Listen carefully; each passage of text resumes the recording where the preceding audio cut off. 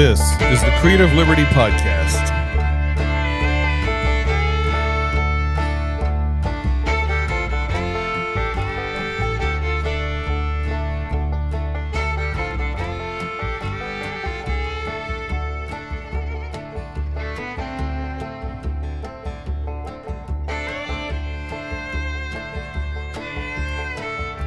It was the summer of 2008. I'd been contemplating on getting a dog. I had actually dog sat a friend of mine's yellow lab. And at the time I was living in a townhome in Nashville, Tennessee. And one of the things I realized that by dog sitting that dog was that my little two-story townhome was way too small for that dog. So summer came and went, and we had just finished wrapping up. I was working at that summer a company called Brentwood Driver Training. Shout out to Jeremy. But I was talking to a buddy of mine at our end of the year banquet, and he said, "Hey, you've been looking to get a dog, and I know a gal who's going to be giving away some free puppies. They're German Shepherd Lab mixes." And I was like, "Oh, that's going to be a big dog, but it's a puppy, and I'll go look at them." So I was going to go the next morning to go look at these dogs, right? And after that banquet, I went to a buddy of mine's bachelor party, and we stayed out till, 2 a.m. or so. I was coming home at 2 a.m., so 1 or 1:30. It wasn't too crazy. Shout out to Blake and Kendra. And so I turned down the road to get to my townhome, and there in the middle of the road was this tail doing this. And as I slowed down and passed this dog, it was just kind of sitting there looking at me. And I thought, that's a cute little dog. So I pulled into our driveway, and he ran right up to me. It had been raining. He was wet. He was skinny. He rolled over, showed me his belly. I was like, "Hey, buddy." And he hopped up in the back of my car and put his feet up on the console. And I drove him home, got him out of the car. And I didn't have any dog food. I didn't have any dog stuff. But he ate 2 cans of tuna and curled up on the end of my bed after I dried him off and fell asleep. So the next morning, I went to Walmart, got a leash and a bowl and just some bare necessities for a dog, and some dog food. I took him. There was a clinic. I think on Monday maybe I took him to this clinic, this animal clinic, a hospital thing just down, like literally next door to where I lived, and they seemed to think he was about 1.5 to 2 years old and healthy, other than being lost and hungry. So I did all the things where you post for your dog and Humane Society and all that stuff, and he was mine. He was mine. I put a picture of him out on social media at the time, 2008. So it was probably like Facebook or Twitter or something. I don't know. This is where all my friends were. And I said, "Hey, I found this dog. Looks like I can keep him. What should I name him?" And at the time in Nashville, and in Memphis, Tennessee, but in Nashville, there was a restaurant called Bosco's. And my favorite restaurant, they had the best tuna steak sandwich. Like if you went to dinner with me and you didn't know what you were going to get, I was going to buy you the tuna steak sandwich. And if you didn't like it, I would eat too, right? Because that's what I got. And it was delicious. It was Bosco's brew pub or brewery and restaurant, whatever. It has since closed down. I'm not even sure if the one in Memphis is still open. But it was amazing, this tuna steak sandwich. I was like, oh, so good. So anyway, someone said, "Hey, your favorite restaurant's Bosco's. Why don't you name him Bosco?" And he looked like a Bosco. Like when they said that, I was like, he looks like a Bosco. That's his name. And so that was in 2008. I've really only ever seen him get like growly, like attack another dog. That was within that first year of having him. He still had his manhood at that point. And I never saw a dog found, or a lost dog poster put up with his description. Brindled in color. So, yeah, I was in the parking lot one day and was walking over to talk to some friends, and their dog turned. And I don't know if he just thought that dog was turning and looked at us wrong or whatever, but he was growling at that dog. It's really the only time I've ever seen him kind of go after a dog, other than like at the dog park where he's playing. Bosco loved huge white dogs. He was about 30 pounds, mediums to smaller size dog. And, yeah. So let's see, I had him 2008, and he was a free eater. I could put food out, and he would just eat whenever he was hungry, and he was always like that. I tried to crate him because I knew that when I left, he chewed a hole through my blinds twice. I had to replace my blinds in my townhome twice. So I tried to crate him. That didn't work. He just barked all day. My next door neighbor had small kids. She's like, he barks all the time. When you leave, it's all day. He's barking all day. So and I think at the time in my neighborhood, he was one of the first dogs there in our little neighborhood. 2008 to 2011, decided to move to Colorado, and he came with me, obviously. And wherever I went, he went. It was just kind of standard operating procedure. He was my little boy. And I've even out here have taken him to church before. And because he's a good dog. He knew, when I found him, he knew what no meant, and he knew what sit meant. And then I taught him how to fist bump. He would hug your leg. He would put his paws up on your leg and wrap his paws around your leg and lay his head on your leg and let you scratch his head. So fast forward 2011, we make the long trek out to Colorado in a Penske truck, pulling the car behind us. And he loves cold weather more so than hot weather. He's got a dark coat. That just makes sense. I have a dark coat. Makes sense. So then we lived in Fort Collins, Colorado for a while until we met my wife. And they instantly fell in love with each other. And he was her little boy for a long time. Her first little boy. So whenever he would hear a fire truck or police car go by, he'd always be in the window howling at them. And he loved the snow, so he loved Colorado because it's cooler than Tennessee and Mississippi. And he would love to just romp in the snow, run, just pouncing in the snow. That was one of his favorite things to do. Whenever we would come home, he would go and get a toy and bring it to us. That's how you can tell if your dog really likes you or not. They go and bring you a gift. And so I could not have found a better dog on the side of the road. I mean, we've gone camping. I don't think it was a 14er that my friend Adam and I hiked, but his dog and Bosco and I hiked really close to a 14er, but it was not a 14er. And we're just a trooper, just up and down, following. If I could actually take him off leash because he wasn't going to, he was just following us. He would follow his nose. He got lost a couple of times. And one time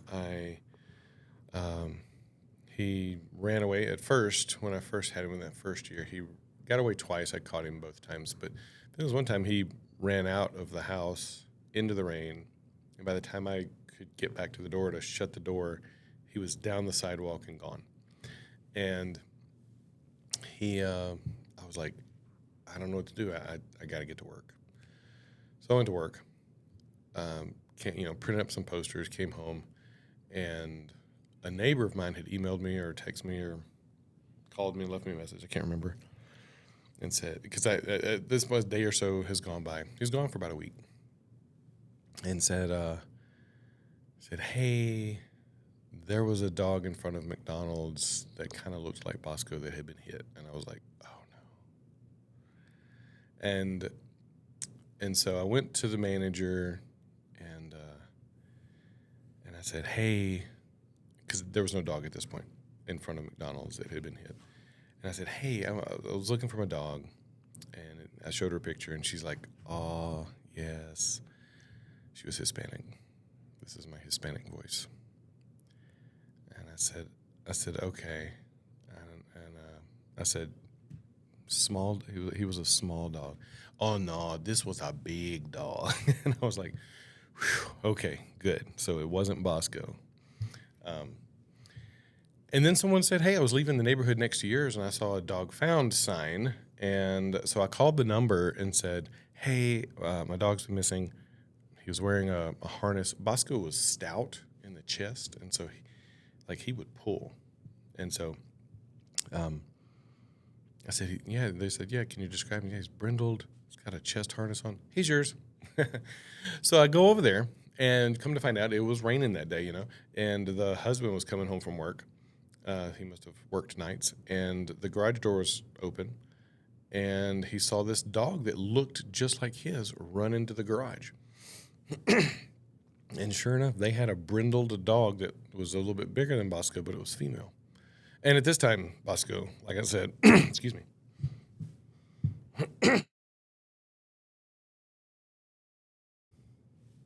Bosco still had his manhood. So,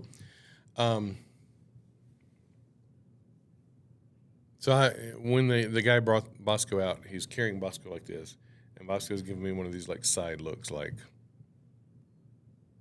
why did you interrupt my fun time? So it wasn't happy to see me at all. He was like, man. Took him home. It took me about a year before I mustered up the courage to have him neutered. But he did chill out a little bit. I mean, he was already a chill dog, but he did chill out. He didn't run away after that. And so, if I didn't mention this, I may have already. The vet, when I took him into the vet, they seemed to think he was about 1.5 to 2 years old at that point. So anyway, fast forward. He had a seizure probably back in 2015, 2016, somewhere around there. And then he had another one like a year later. So the vet wasn't concerned. And but last summer, oh, by the way, Bosco was our ring bearer at our wedding. So he brought our rings down, and everybody loved it. So that was fun.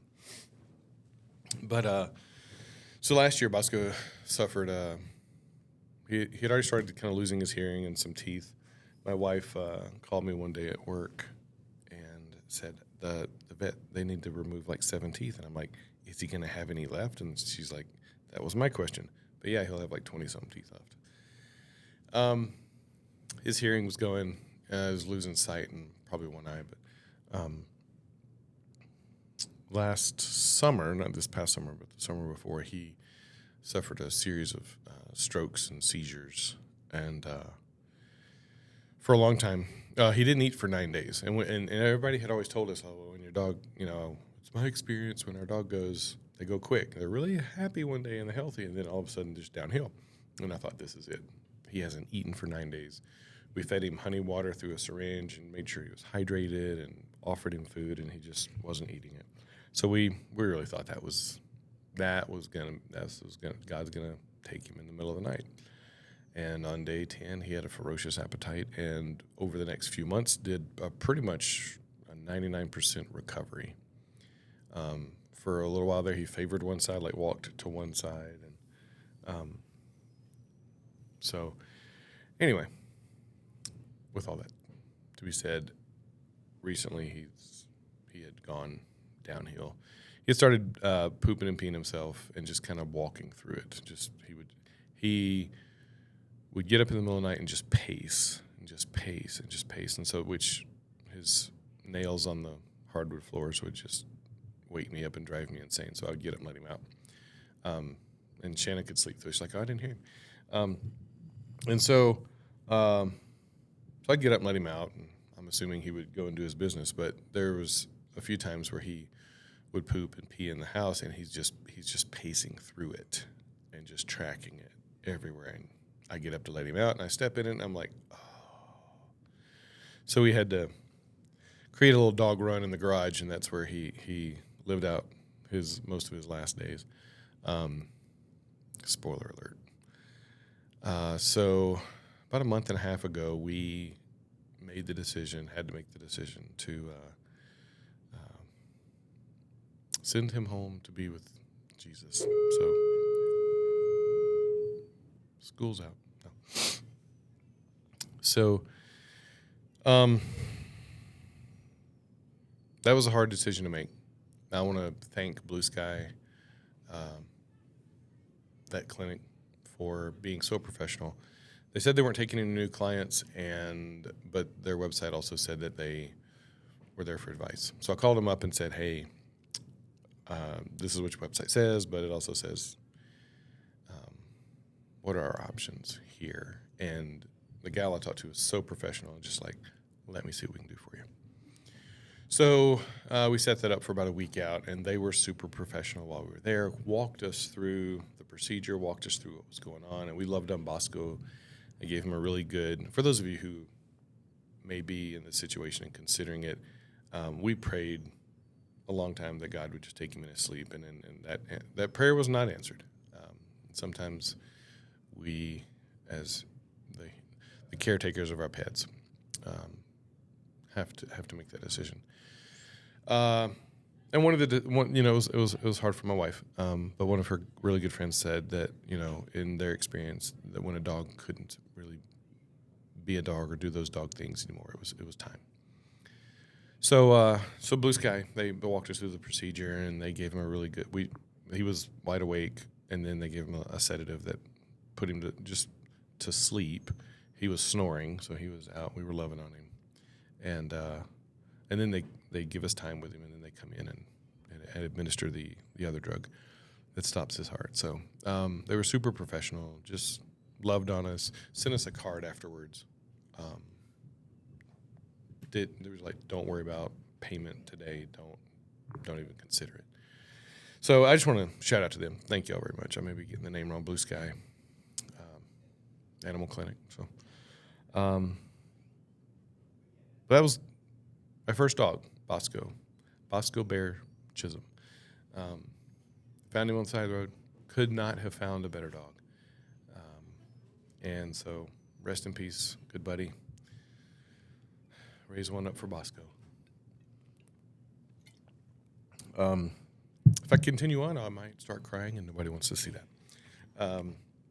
Yeah, what a wonderful dog. My parents loved him. He got to meet my parents and my brothers, and they all loved him. And he would go everywhere. Like, I would leave from Tennessee to Mississippi, and Tennessee to Georgia, and Tennessee to Colorado. And he went with me. He was a trooper. By the way, so as he was getting older, I kind of wanted to know what kind of dog I found. So I did the DNA test, and it came back, and I thought it was going to be 3 or 4 different things, because everybody was like, oh, he looks like this, or he looks like this, or he looks like this. And he came back straight down the middle. He is what is considered a Boglin, and a Boglin is a Boston Terrier Beagle mix. So his pie chart was like, and yeah, so you can look those up. A brindled Boglin with a little white patch right here. That's Bosco. Yeah. So that's it. I just wanted to do a little tribute podcast video for my buddy, my good friend, Bosco. If you have a dog, love him well. I miss him. We're going to be animal free for a while. Just with the toddler, we want to be able to travel and not have to worry about having someone watch a dog. We've already had multiple offers for if we do decide to get a puppy, that we'll watch your dog for you. So we have dog people in our lives. We just want to be free for just a little bit, just kind of breathe and respect that space that Bosco filled in our lives, and not just go and try to replace that. That's not honoring to him. But yeah, there you have it. My first dog, Bosco Bear Chisholm. I'm going to wrap this up. Thank you very much for listening, watching. I'm doing more video podcasts these days. Do you like the studio? This is coming along quite well, I think. Darth Vader back here. From my childhood, when I was like 7, my mom got me a Darth Vader, a little on-air, the ubiquitous plant for podcasters. It's time to go. Thanks for listening to this episode of the Creative Liberty Podcast. I'm grateful you're here. I'm grateful you're listening. And until next time, love on your dogs, your animals, your pets. Love them well. And I do believe that we have been given dominion over animals in our lives and around. And so sometimes we have to make those hard decisions for them that they can't make for themselves, because they love us so much they would never tell us if they're in pain. So, all right. Love y'all. Take care.